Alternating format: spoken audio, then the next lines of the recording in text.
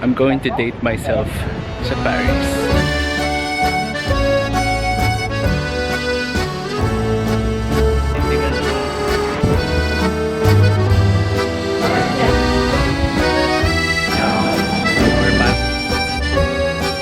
Kasi gusto ko.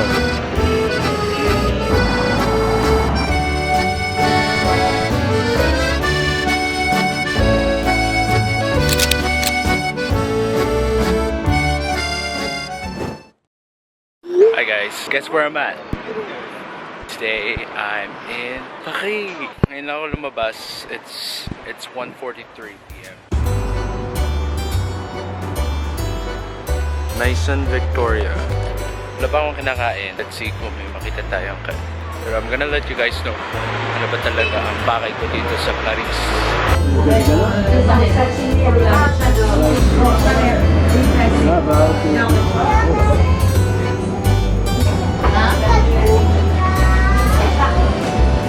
Gusto ko ng croissant lang at saka ng hot chocolate.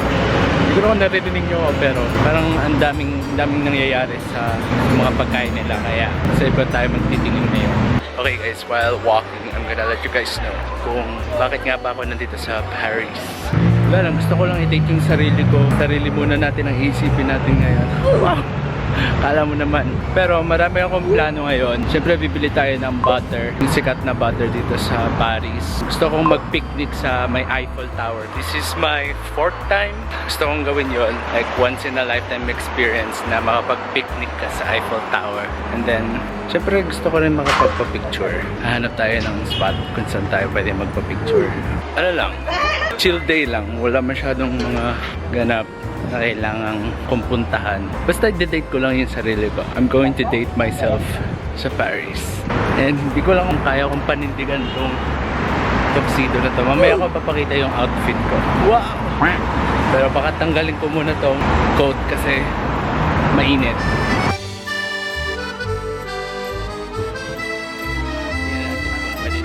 Mukha naman siyang maganda. Picture naman na natin. Actually, mukha siyang sosyal. Ayoko muna kumain sa sosyal kasi gusto ko lang naman ng croissant and hot chocolate. Hot chocolate pag ganitong maaraw na panahon. Last time na nandito ako, sobrang maulan. Stop dahil umuulan. Ako, dito muna ako sumilaw kasi umuulan na. Ngayon naman maaraw. Pero tatanggalin na lang natin ang coat natin. Mamaya na lang ulit for picture purposes.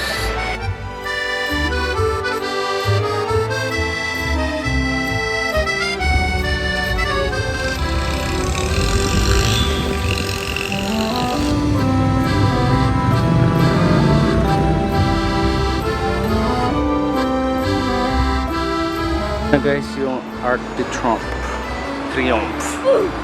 Pakita natin mamaya. Nakapunta na ako doon before. Wala, pupunta pa rin tayo.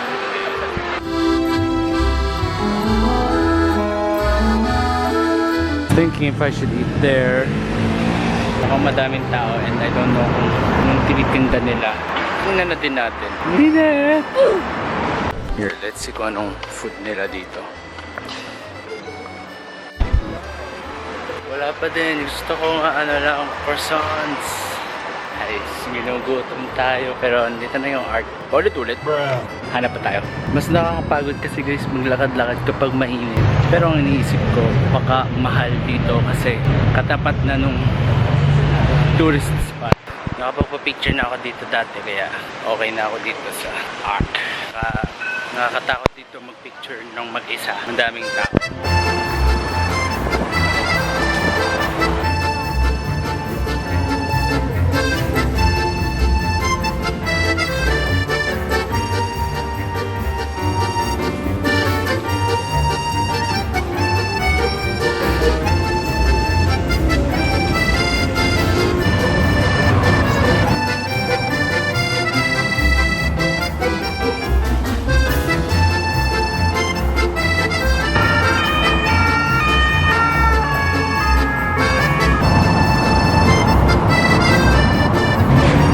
Guys, wala pa rin ako nakikita ang restaurant na potential na makainan. Pagod na agad ako guys, wala pa ako nagagawa. Mas gusto ko pumunta dito ng winter. At least may malamig na hangin. Unlike ngayon, pure sun. Okay, baka dito pwede. Let's see. Let's see what they have. Pumasok yung ibon.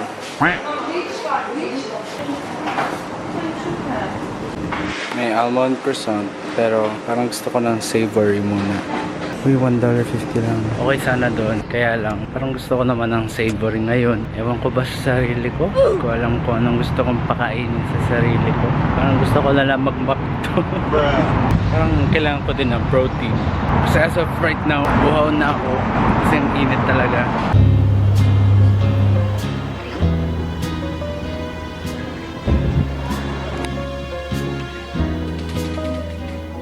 Ayun ang Eiffel Tower. Na pa rin ako makainan. Awa naman tong taong to. Gutom na. Kasi guys, pinipili ko din yung mura. Tinitipid ang kadate. Bakit tinitipid ang kadate? So guys, minahanap na ako. Pero magko-close na, kitchen is closing daw. Tapos puro drinks na lang. May ganun pala dito. Hindi siya all day. May recommend yung isa doon na dito daw sa dinaanan ko kanina. Nice people daw, nice food. Hindi doon na tayo. Umayat tayo dito sa Paris dahil hindi pa kakain. Okay, final na to siguro. Kung hindi masyadong mahal, dito na ako. Meanwhile, Okay guys, finally nakaupo na.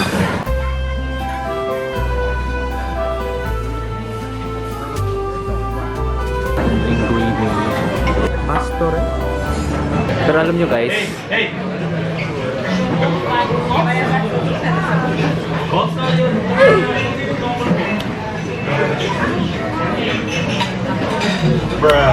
ko alam ano nangyari. 7 euros na.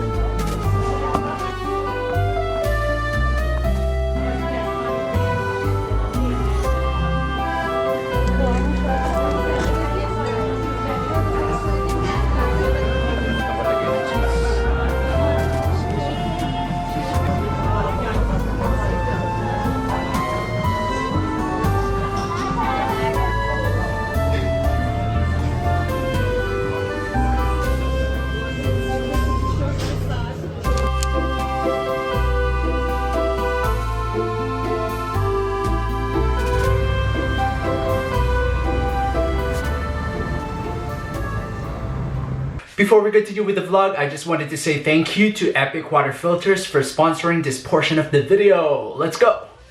I'm so excited to test out these water filters from Epic Water Filters. When they reached out to me about this collaboration, I immediately said yes. We've been using a different brand for water filtration that we usually buy at a local grocery store, so I was eager to try something new. They were kind enough to send me both their water filtration bottle and pitcher. Since our water system doesn't have a built-in filter, having Epic Water Filters is perfect, not just for me, but for my whole family. I tested these products before making this video and I was genuinely surprised by how well they work.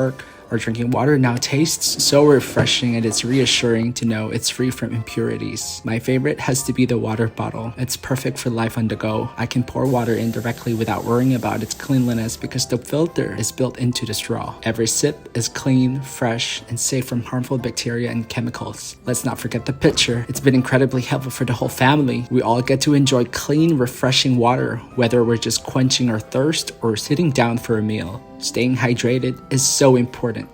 And it's even better when you know the water you're drinking is fresh and clean every time. Don't forget to use my code RJ15. Agad na ako guys, ang init. Pero nandoon yung, nasa likod nito yung Eiffel Tower. May pupuntahan tayong location kung saan kita yung Eiffel Tower na sana walang tao. 4:42 PM, sobrang tirik ng araw. Pero kailangan natin sulitin ang araw natin dito sa Paris. Magpipiknik naman tayo doon mamaya, so makikita nyo din. Pero madadaanan nyo yung mga famous na mga kainan. Nandito din yung karet. Kumain ako doon last time na nagpunta ako dito. Hot chocolate lang yung nakain kasi ubos na ang croissant. Yan o, haba ng pila ng karet.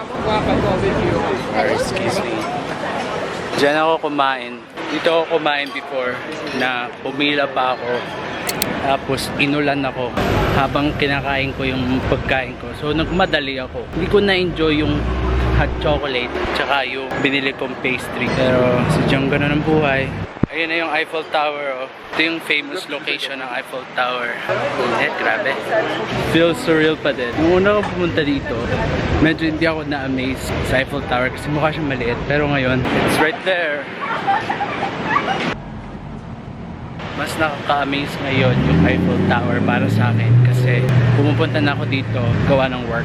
Didn't have to pay for anything just for my food. I can get paid while I'm here. Like dati, parang ang tagal mo bago mapuntahan. Pero ngayon, it's my 4th time. Thank you, Lord. Kung wala naman siya, hindi naman mangyayari itong lahat. Dito na ako sa famous spot. Hindi ganun kadaming tao. Ito ko gusto kumuha ng magandang picture. Pinoy. Yan sa likod, Pinoy.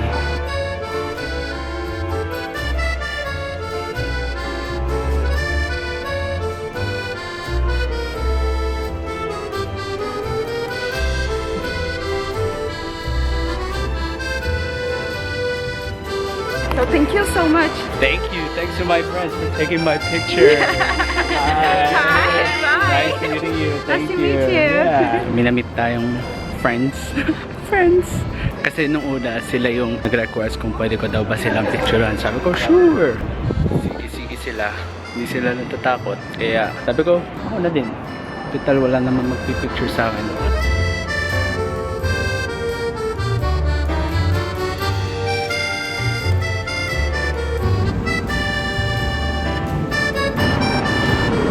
Nakita ko lens store. May pinapabili sa akin si Mama ng Dubai chocolate.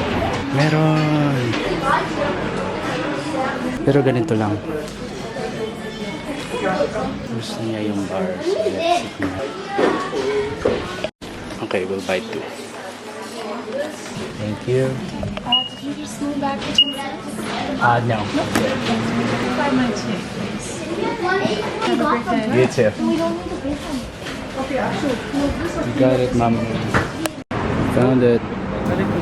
Kasi natin pipiliin ang butter.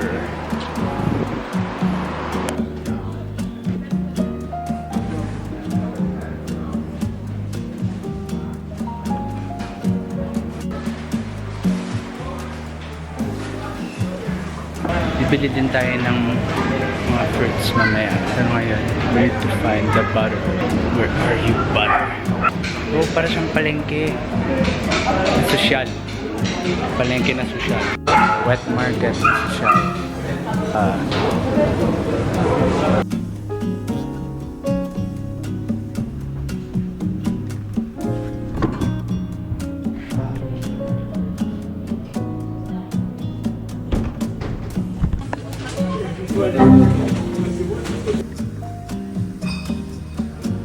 Okay guys, nakalabas na tayo. Ito ang ating mga pinamili. Ito na lang may dala akong eco bag. May bayad ng mga bags dito. I have 3 eco bags. So, I was ready. I was prepared. Balik muna ako sa hotel. I-drop off ko muna pa mga gamit. And then, I am going back sa Eiffel Tower and we're gonna have our picnic date with myself. See how it goes. Baka i-catch ko yung sunset kahit mga 9 PM siya. Ko na napakita sa inyo yung outfit ko kasi init. Pero nagawa ko naman na yung agenda ko. Nakabili na ako ng croissant. Already bought butter. Yung chocolate ni Mama.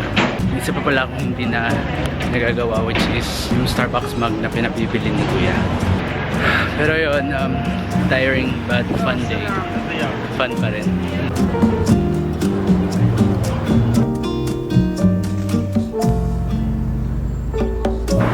Okay guys, 40-minute walk pabalik ng hotel. Naisip ko kasi kung magte-train ako, pero that's 12 euros. 20 minutes lang yung difference. Kasi lalakarin ko na. Meanwhile, Lalakarin ko na. Okay.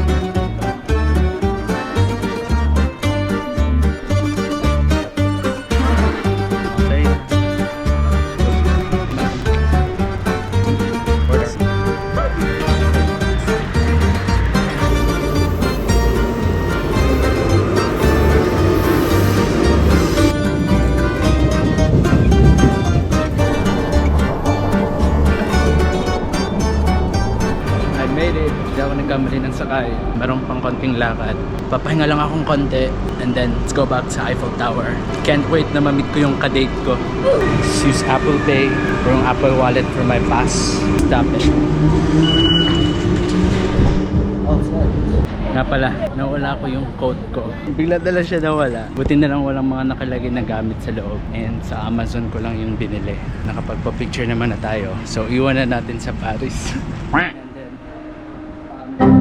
nag-purchase lang ako sa Apple Wallet ng Navicon. Okay, change outfit tayo. And ngayon guys, papunta naman ako sa Eiffel Tower.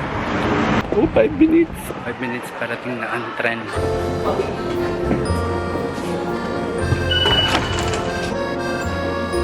Now we wait for our train.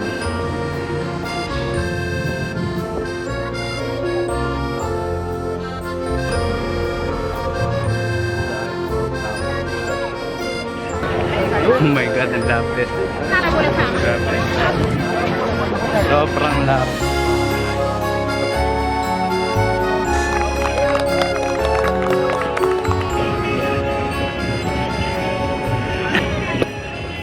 Against the light. Ang dilim niyo guys.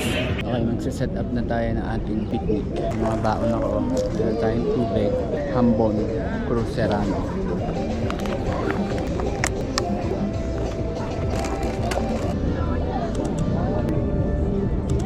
Dit is zorg zijn voor ons. Dit is een bon.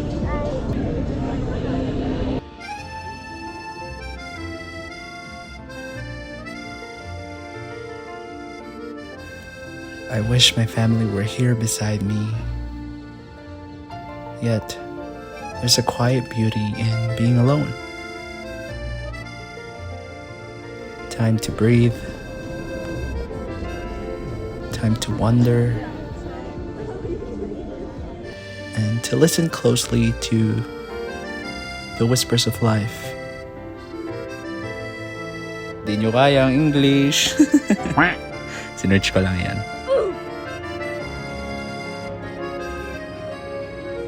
But kidding aside, I wish my family were here with me today.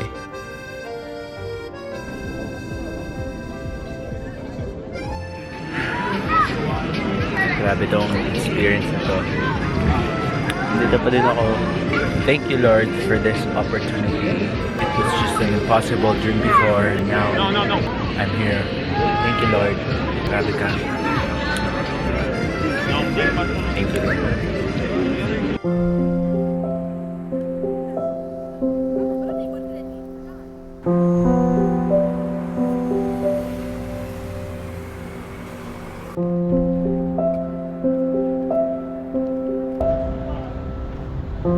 Goodbye, buddy.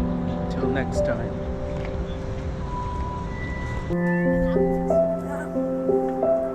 Hi guys, it's 9:59 and I'm going back to the hotel.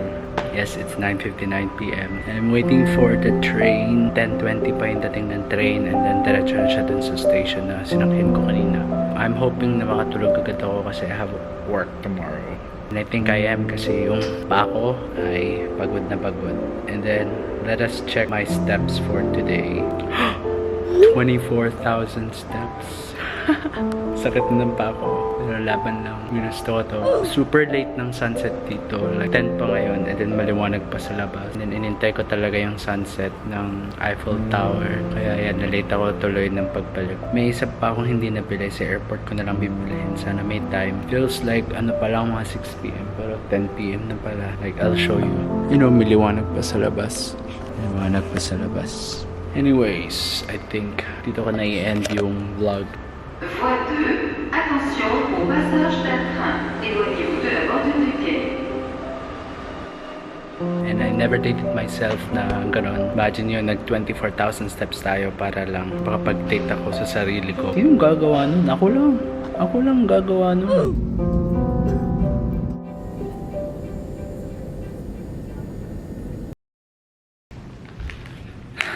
Hey guys, I just got back or I just got home from Paris. And I'll show you everything I got. Yung mga pasalubong na binili ko. Mama asked me to buy Dubai-style chocolate from Lindt. I can't read. It's all in French. Apparently, I'm not French and I can't read it. Puro 9 pieces or 6 pieces ang isang box. 12.99 euros. I bought 2. It's 25.98 euros. And the next thing, La Grande Epicerie. And dito ko binili yung mostly na mga pampasalubong ko. This one is really good. So if ever you're in Europe, you should try this Ovomaltine. 9.95 euros. Next one is Maltesers. This one is for Ate. Ate loves Maltesers. And apparently we don't have this here in America. We have this in the Philippines. Every time I go to Europe, I always buy Maltesers. 3.40 euros. The next one is this jam. Tatlong jam siya na maliliit. I just decided to buy this one for mom because she loves her bread with jam and butter. Okay, 10.3 euros. This is the most expensive one because it's jam, of course. I bought some croissants from the same store as well.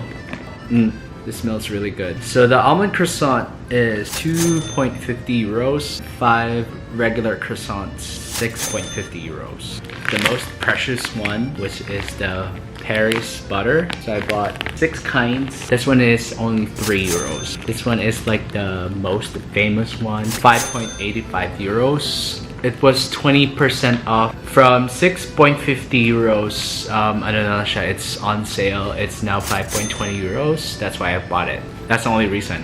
For the next bag, I have the top 3 flavors. Vanilla Bourbon, then Madagascar. I see a lot of people recommending this. I have to get that. That is the most expensive one. This is 9.30 euros. Wow. And then the Yuzu, it costs 7.90 euros. So this is the second most expensive butter. But this is my first time buying French butter. So I hope it's worth it for the price. The total for my spending,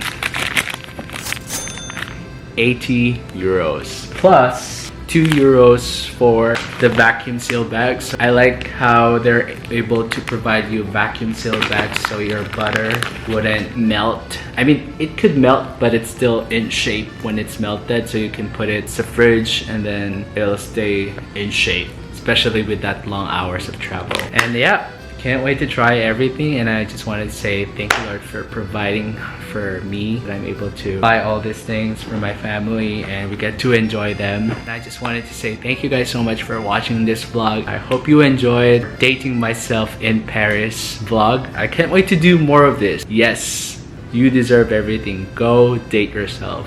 If you have no one, you have yourself. Date yourself. Yun yung mga sinasabi ng mga single, okay?